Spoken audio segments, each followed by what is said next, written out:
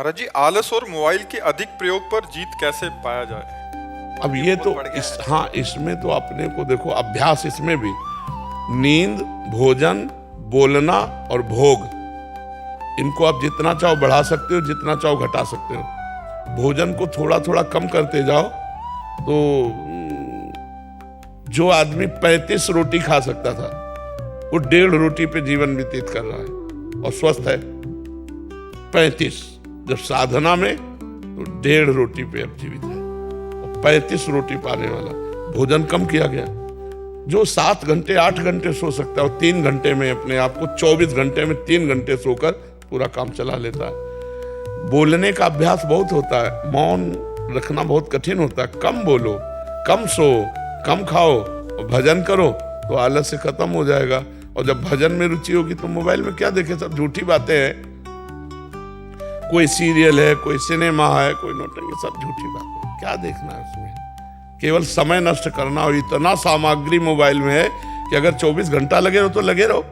Facebook है और कौन, हाँ इंस्टाग्राम, जो क्या, हाँ ये सब इसी में लगे रहो, इसी में। पहले मैं चलाता फोन बहुत, बाद में मैंने आपके चैनल सब्सक्राइब किया। जब भी बोलता हूँ चैनल हो तो पूरे फोन में सिर्फ आप ही आते थे 24 घंटे। हाँ, अगर सत्संग सुनोगे तो बुद्धि शुद्ध रहेगी। उससे मुझे 6 महीने में इतना फर्क पड़ा कि मतलब कि पहले सिर्फ मैं नेगेटिव पूरा वैसा था। कश्मीर मेरी पोस्टिंग है बैंक में जी, वहाँ रहना मतलब कि अकेले कश्मीर में वैसा माहौल भी नहीं है वहाँ, मतलब कि रहना वैसे। अब सिर्फ राधा नाम सुबह सुबह लो, उसके आपने कहा चतुरार्थी जी पढ़ो, वो पढ़ो, फिर सब करो। मतलब कि अपने बुक बोलती साधक संजीवनी, वो पढ़ो।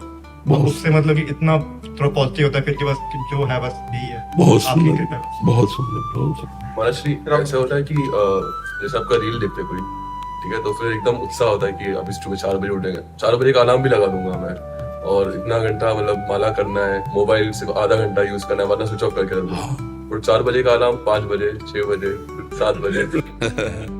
हमने जीवन में कभी अलार्म नहीं लगाया। 1 बजे जगते, मतलब 1 बजे जगते नहीं, 1 बजे तुम शौचालय में जाते, कहो 11 बजे जग जाए, कहो 12 बजे जग जाए, कहो 11:30 बजे जग जाए। कैसे उठा जाता है? ऐसे थोड़ी उठा जाता है कि रजाई से झांक लिया, घड़ी देख लिया। पहला काम रजाई फेंको, पहला काम रजाई को फेंको और उठ के बैठ जाओ। और अगर झपकी आने लगे तो उतर के खड़े हो जाओ, टहलो, पानी पियो, शौच स्नान करो, फिर अपने साधन में लग जाओ। अलार्म थोड़ी उठाता है। अब और हम कह रहे हैं कि आप संकल्प करके लेटो कि मैं 3:30 बजे उठूं, तो आप देखोगे आपकी आंख खुलेगी और घड़ी में देखोगे 3:30 बजे।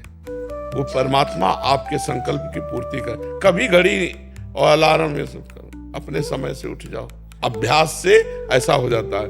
तो इसके लिए थोड़ा मेहनत करनी पड़ेगी कि अब जैसे अलार्म बजा, सुना तो तुरंत उठ जाओ, एकदम उठ जाओ, बिल्कुल आलस्य मत करो। ऐसा करो, पहले बिस्तर से हटो, रजाई फेंक दिया, बाहर हो गए और फिर एकदम मुंह आदि धो करके फिर नाम जप करने लगो, जो अपनी दिनचर्या में लग जाओ। 4 बजे तो बहुत कम है, 4 बजे तो यहाँ सत्संग शुरू होता है। लोग रोड में रात्रि में कैसे खड़े रहते हैं, तो पूरी रात भर लोग खड़े रहते हैं। तो हमें लगता है अगर हम अभ्यास करें तो हो सकता है, ठीक है। और मोबाइल का हम ये नहीं कह रहे कि आप बिल्कुल घंटा आध घंटा नियम रखें, हर समय मोबाइले में चिपना। आजकल तो ऐसे लोग कि गाड़ी भी चला रहे हैं तो मोबाइल का प्रयोग कर रहे, मरोगे और मारोगे। गाड़ी चलाते समय मोबाइल का बिल्कुल प्रयोग नहीं करना चाहिए। ऐसे में लगे तो कहाँ 1 सेकेंड में सामने वाला तुम्हें ठोक देगा या तुम सामने वाले को ठोक दोगे। मोबाइल बहुत अच्छी चीज है, बहुत बुरी चीज है, दोनों बातें। अच्छी चीज है कि आप अच्छे उसमें से चैप्टर ले सकते हो, प्रसंग ले सकते हो, समय पर आप किसी को फोन कर सकते हो। बचाव पक्ष में बहुत है और फंसाव पक्ष में भी बहुत है। तो इसलिए विवेक का प्रयोग करो, अच्छा ग्रहण करो, बुरा का त्याग कर दो। अभ्यास युक्त रहो जिससे आपकी नींद आदि नियत समय पर हो जाए। कै बजे सोते हो? जब आप उठते हैं। जब आप उठते हैं तब से।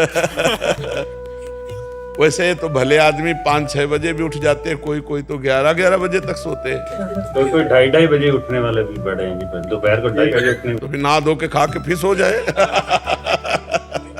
महाराज जी, बट यहाँ पे आके नींद ही नहीं आई, यहाँ पे 3 से नींद आई नहीं बिल्कुल भी। हाँ, दिव्य धाम है भगवान का यार। इनकी दिनचर्या कुछ ऐसी रहती है प्रभु, जैसे दिनचर्या ऐसी ही रहती है कि हम पशु चिकित्सक हैं तो हमें लेट हो जाता है, 9 बज जाता है कभी कभी फील्ड में, तो हमें सोने में 10-11 बज जाते हैं सुबह, इसलिए विलम्ब हो जाता है। तो 11 बजे सो जाओ, 12, 1, 2, 3, 4, 5, 6 घंटा केवल नींद पर्याप्त है साधक के लिए। तो अगर आप 5 बजे उठ जाओ तो दिनचर्या चल पड़े। बहुत सुंदर दिनचर्या। अभी देखो 7:15 बजे हैं, अभी लग रहा है कि सूर्योदय होने वाला है। नहीं, अब लग रहा है कि सूर्योदय होने वाला है। तो हमें लगता है अगर 5 बजे भी उठ जाओ तो पर्याप्त है। 6 घंटा सोना चाहिए गृहस्थ आदमी को। साधु महात्माओं को 3 घंटा 4 घंटा जितने में निपटा ले।